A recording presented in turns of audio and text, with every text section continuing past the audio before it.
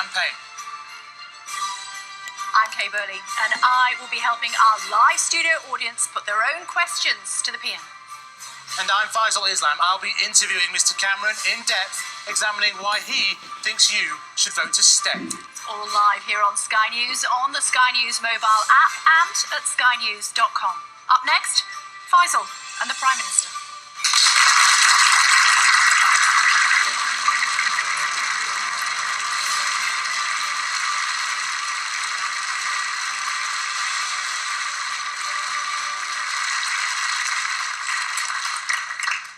Prime Minister, why don't we start with some actual facts? What is the net number of EU migrants that have arrived in this country since you became Prime Minister 6 years ago?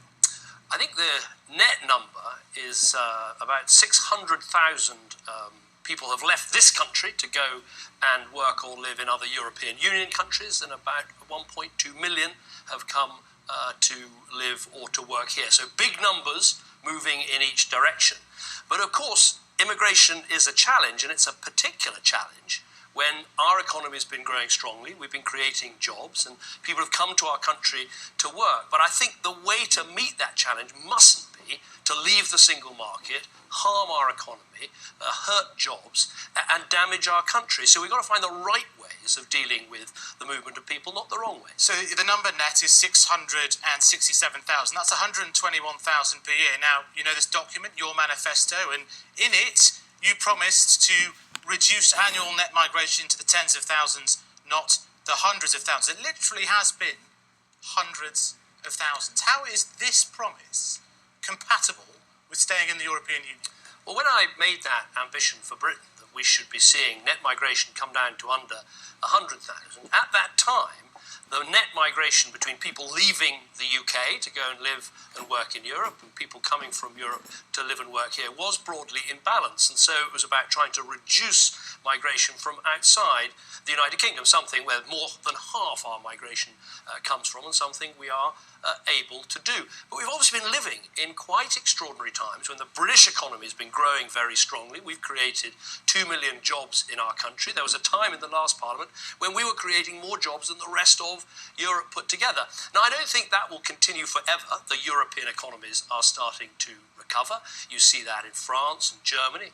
Ireland grew by 7% last year. So you're beginning to see that recovery. But I say again, as we tackle this challenge, the worst thing we could do is pull out of the single market, as those who want us to leave suggest, and damage our economy. And I think it is worth stopping for a second to understand why coming out of the single market is so damaging, because I think that's absolutely crucial. I just want to focus on migration. Migration is very important in this.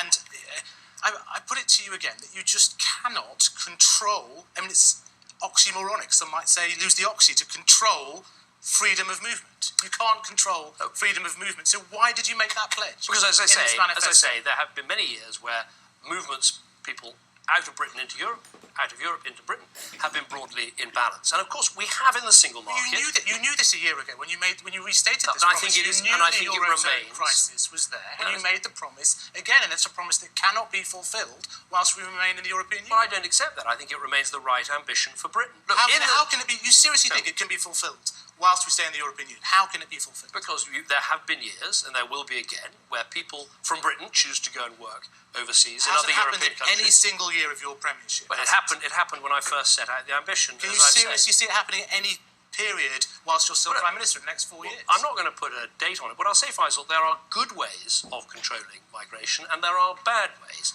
A good way is doing what I did in my renegotiation, which of course hasn't come into effect yet, and will if we vote to stay in the European Union, which is to say to people, if you come to our country, first of all, you don't claim unemployment benefit. Second of all, after 6 months, if you haven't got a job, you have to leave. And third of all, if you do come and get a job, you have to work for 4 years, paying into the system before you get full access to our welfare full system. Access, you know what I'm going to say? Yes, absolutely. That wasn't the manifesto commitment. Yeah. You said no access for 4 years. Yeah, no, well, we got not full access for 4 years, which is I think, very important, because, of course, today someone can come from a European country and get an extra £10,000 on top of their wages. So that is a good way to control immigration. How many? That will Out of EU migrants, what proportion of EU migrants have claimed tax credits? It's over 40% are claiming that tax number's credits. pretty sketchy. DWP have said no to that is the number. 1 in 8. 1 in 8. The number I have is that for tax 40%, credits. and for some of them they get as much as £10,000. Now look, let's be clear. I think we should welcome the fact that people want to come to our country, work hard, make a contribution, pay into our system, but they ought to pay in before they get out. And that's what I've secured through my negotiation. No more something for nothing. And I think that is very powerful and very important. But your deal, if you were serious again about meeting this target, you'd have tried to, in some way to renegotiate freedom of movement. You thought about that for a couple of days, but Angela Merkel said no. Now, what happened was there's a whole series of changes to freedom of movement, because it isn't freedom of movement if you're a criminal, it isn't freedom of movement if you're a terrorist, it isn't freedom of movement if you've conducted a sham marriage. And as I say, it isn't freedom of movement if you cannot support yourself. If you come to Britain, you can't find a job, you can't support yourself, we can make you go home. And I think that's very important. But look, I'll be absolutely level with you and the audience and everyone back at home. We're in the single market. It's a market of 500 million people. It is vital to the success of our businesses. Part of that single market is British people being able to work and live in other European countries, and Europeans being able to come and live and work in our country. But as I say, work, not if they can't sustain themselves, they have to go home. Now, if you want to get out of the single market, which is what the Leave campaign want to do, you will fundamentally damage our economy. That cannot be the right way of controlling immigration. It would make our economy smaller, it would cost jobs, we'd be poorer as a country.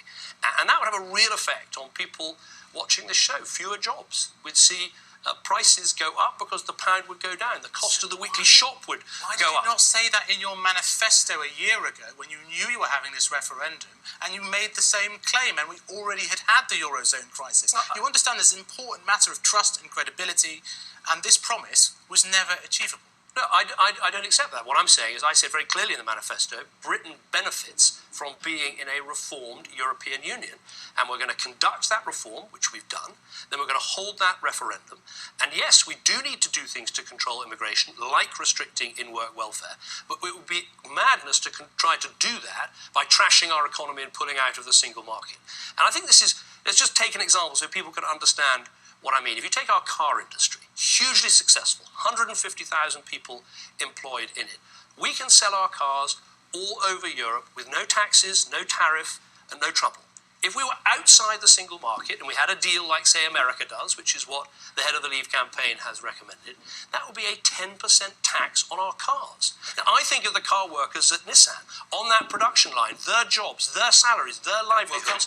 If we were to get out of the single market, we'd see fewer jobs in the car industry, we'd see less investment in our country. That would be a self-inflicted wound for Britain. I know you want to talk about the single market. On immigration, though, it strikes me that you failed to hit your target. You failed to get a deal that would allow you to reach that target. And you've also failed really on sovereignty. You talk about the single market. You said, in terms of control over laws, the European Court of Justice in Luxembourg, a necessary part of the single market, is supreme in UK law. Do you accept that? Well, I accept that we have a single market, and you have to have a single set of rules for that market. So someone making fan belts in Bolton can sell them to all 28 countries of the European Union rather than having to meet 27 rules. But what I achieved in my negotiation for the first time ever was targets for cutting regulation, targets for cutting bureaucracy. Let's make this a single market with necessary regulation, not unnecessary regulation. But again, the point is this. Would we be more sovereign if we left? Would we have more control? Just picture the scene. We're out of the single market, out of the European Union. You're a car manufacturer. You want to sell your cars into Europe. You've still got to meet all the specifications, all the rules of the single market. The only difference is you're no longer round the table writing the rules. We'd still so how does that make us? We'd still have a car industry. But it doesn't make the crucial thing, Faisal. It doesn't make you more sovereign, because suddenly what you've done is you've given up the ability to help make the rules that govern the market, which takes almost half of the goods and services that we sell. Well, that isn't more power, that's less power. Let's take an example. Last year, in your manifesto, again, you promised a VAT lock. In your Queen's speech, you got Her Majesty to say that there will be to ensure that there are no rises in VAT rates for the next 5 years. But 8 days later, this court in Luxembourg, the European Court of Justice, told you that it was not allowed, that you had to raise the VAT on solar panels and on wind turbines. How can you accept that interference with VAT rules? Well, the main rate of VAT is within our control. We've said in our manifesto we're not going to increase it, and we're not going to increase it. The European Court... VAT is going up on solar panels. That's what the European Court said. What we said in our manifesto is about the main rate of VAT and the lower rates of VAT. We are not changing them. The European Court, from time to time, does make judgments about individual projects because there's a single set of rules in Europe governing some of these things. But our promise on VAT absolutely stands good, as does our promise on income tax. We said we wouldn't increase the rates, and we haven't, as does our pledge on other taxes. This was a Cypriot, a Portuguese, a Spanish and a Bulgarian judge overruling the sense of one of your promises in a Queen's speech to decide a British VAT I don't accept rate. that. In our manifesto, we talked about the principal rates of VAT, and we haven't moved those. But if you're saying, Faisal, you have a court in Europe that sets rules for a single market, yes, you do. And if you didn't have a set of rules, you wouldn't have a single market. And if we didn't have a single market, it's 500 million people. It's the biggest market in the world. It's something Britain worked incredibly hard to create. And it makes us, effectively, part of the biggest economy in the world. So when we go and negotiate a trade deal with China, we're bigger than them. But we can get a better deal. That's the deal you've done. You get access to the market, but this court is supreme There's over a set UK of law. rules for the single market. Well, it's not just the single market. They've been opining on headscarves. They've been opining on deportation of foreign criminals. If you're saying, they've been talking about child benefits. If you're saying, are there frustrations with the European Union? Is it imperfect? Do I find it frustrating as someone who's sceptical about these grand schemes of visions? Yes, of course there are frustrations. That's what my negotiation was designed to address. And you didn't succeed. And we did address. No, we addressed lots of those. Not things. all of it. We did. We got this Britain. Portuguese and Bulgarian judge speaking in French. French is a beautiful language, but what is the accountability for a voter, for someone in the audience, to tell the European Court of Justice, I don't want you talking about headscarves in Britain or the VAT rate on solar panels? No, we got targets. How do I fire this person? Well, you fire them through the Council of Ministers, which is the responsible body on which I sit. But Faisal, this is very important because if you're saying there are frustrations, of course there are. I'm not saying frustrations. I'm saying we're not having a vote. Sovereign in this regard. That's what I'm saying. Yeah, but we're not having a referendum on do we approve of every decision of the European Court. We're having a referendum on should we stay in this organisation, which is good for our economy, that strengthens Britain's role in the world, or should we leave? I'm not sitting here for 1 minute saying this organisation is perfect. If I'd thought that, I wouldn't have done a renegotiation that got us out of ever closer union, that set targets for burden reduction, that safeguarded the pound, that said we'd never have to bail out Eurozone countries, that stopped discrimination against our currency, and said that we could make sure people had to work here before they got full access to our welfare system. Those were all dealing with frustrations that we have about the European Union. So you mentioned the Council of Ministers. Which nation has been most overruled in the Council of Ministers since you became Prime Minister? This is a totally phony statistic, which you're about to deliver, because I've read about this one. 12%. And the truth, I tell you why it's a phony. Let me tell you exactly why it is a phony statistic. We insist that where we disagree with a judgment, and we're on the winning side, I think, on 80% of occasions, where we disagree. Well, so that's 20%. No, you're not. So where we hang on.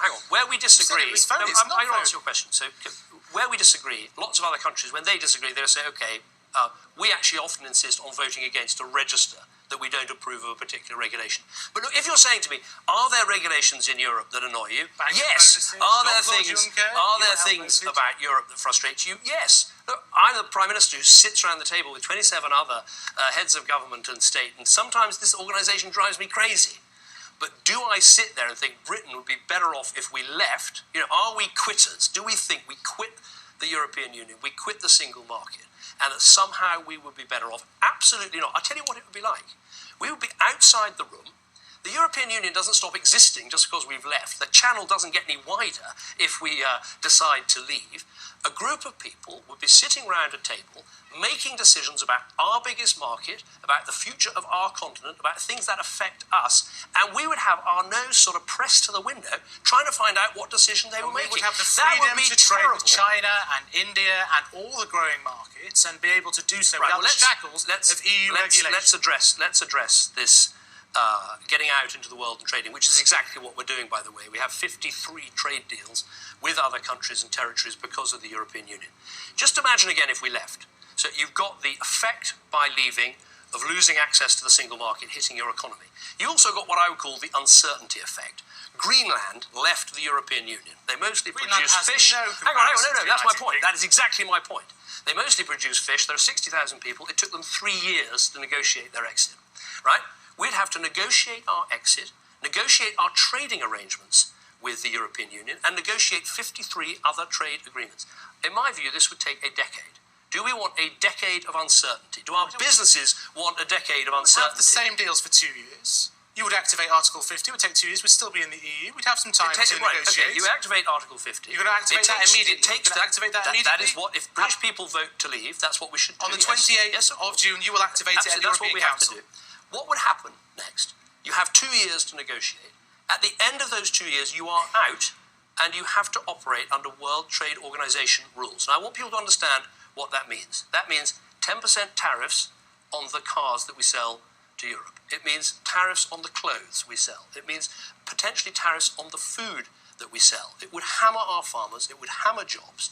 It is, as the head of the World Trade Organization himself said, a disastrous outcome for Britain. And the reason why these economic arguments are so important is I think if we've learned anything over the last 6 years, if you don't have a strong economy, you can't have the health service that you want, you can't have the schools that you need, you can't have the public services you want.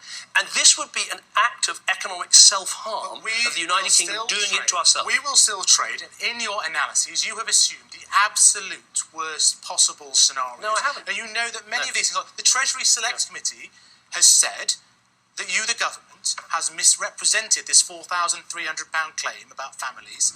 Will you withdraw it? I think you're wrong about that. The worst outcome is the one we were just discussing, where you go to World Trade Organization rules and you pay these tariffs. Well, that's £6,000. The one that we were putting in that document was the best trade deal that the European Union has done so far with another country, which was with Canada, right? It took 7 years to negotiate, and it still isn't complete. Now, Canada is 3,000 miles from the European Union. We are 20 miles from the European continent. We need a trade deal very badly, and we don't need a Canada trade deal. It doesn't cover... Yeah, but we'll inherit Faisal, many of the same deals. You're and many sounding a of bit the like tariff- the Brexit campaign, who just say, look, it's all going to be fine. I need to put It's these all gonna be questions okay. to you, Prime It's all- Minister. But no, it's, you know- you have a number that Yeah. your Treasury has claimed, that the Treasury Select Committee has said, and I'm going to quote this now, to persist with this claim would be to misrepresent the Treasury's own work. This is really important because the way that you personally have framed the 4,300 claim means that many people on average household income of 45,000 think they're going to lose £4,000. They're not going to lose £4,000, Well, are what they? that figure Can you is, clarify what that figure is the loss to the economy divided by the number of households in our country. That's Look, not household if our income. country is poorer, then our households are going to be poorer. And what this means is fewer jobs. It means lower wages. It means less incomes. Those are the things that we'll be inflicting on ourselves if we were to vote to leave. Now, I've talked about the trade effect. That's because you're no longer part of the single I want market. to get on with this Okay, economic... I've got to make one more point. Okay. We talked about the uncertainty effect. There's also, of course, even if you don't want to believe the Treasury, you've got the 9 out of 10 economists, you've got the International Okay, Monetary Fund. we know this. You've got the bank. We've heard this You keep before. saying we know this. It's a glib. Right. It'd be interesting if it was 1 or 2 organisations were worried about leaving. But the fact is, every international organisation well, with listen, any standing let's move on. all say the same thing Prime Minister, your about the scaremongering- economic effect. Your It's not. scaremongering does not stop at the economy, does it? What comes first, World War III or the global Brexit recession?